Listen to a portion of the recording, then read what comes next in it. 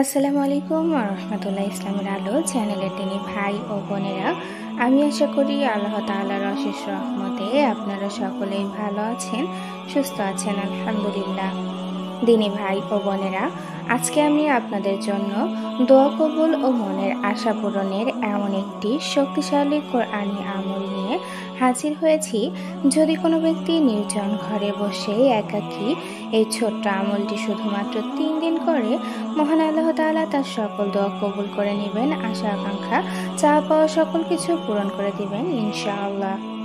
মানুষের আশা আকাঙ্ক্ষার অন্ত নেই, নেই প্রত্যাশা ও উচ্চাভিলাষের সীমা। এক একটা ইচ্ছা চাওয়া মন জগতে উদিত হয়, কোনোটা ভালো কল্যাণপ্রসূ, আবার কোনোটা হয়তো অমঙ্গলজনক। কিন্তু প্রতিটি মানুষ চায় তার মনের আশা পূরণ হোক। প্রতিটি মুমিন সবসময় চাইবে তার শুভ ইচ্ছা ও চাওয়াগুলো যেন পূর্ণতা পায়। তাই আপ্রাণ চেষ্টার পাশাপাশি মহান আল্লাহর দরবারে প্রার্থনা ও দোয়া করতে হবে। হাদিসে মানুষের দোয়া কবুল হওয়ার বিভিন্ন মাধ্যম উল্লেখ করা হয়েছে। চলুন তাহলে জানিয়ে দিই আমলটি আপনারা কখন এবং কিভাবে করবেন।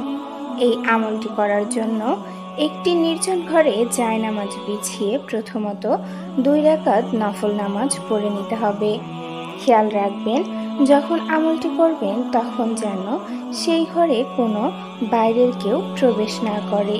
আপনি সম্পূর্ণ একাকী অবস্থায় থাকবেন। নামাজ শেষ করে 3 বার দরুদে ইব্রাহিম পাঠ করবেন। তারপর সূরা সফ এর 10 নং আয়াতের এই অংশটুকু 70 বার পড়তে হবে। আয়াতের অংশটুকু হলো নাসরুম মিনাল্লাহি ওয়া ফাতহুন করিব। এরপর আপনাকে একবার পড়তে হবে অবাশশিরিল মুমিনিন। এরপর মহান আল্লাহর কাছে আপনার মনে যত আশা আকাঙ্ক্ষা চাওয়া পাওয়া আছে তা একাগ্রতার সাথে পেশ করবেন।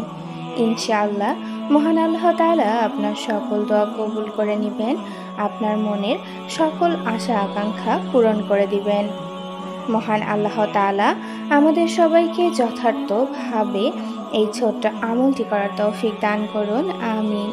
আর যারা এই মুহূর্তে আমাদের ভিডিওটি দেখছেন, অবশ্যই ভিডিওটিতে একটি লাইক দিয়ে চ্যানেলটি সাবস্ক্রাইব করে পাশে থাকা বেল বাটনটি অন করে দিবেন। সকলেই ভালো থাকবেন, সুস্থ থাকবেন। আল্লাহ হাফেজ।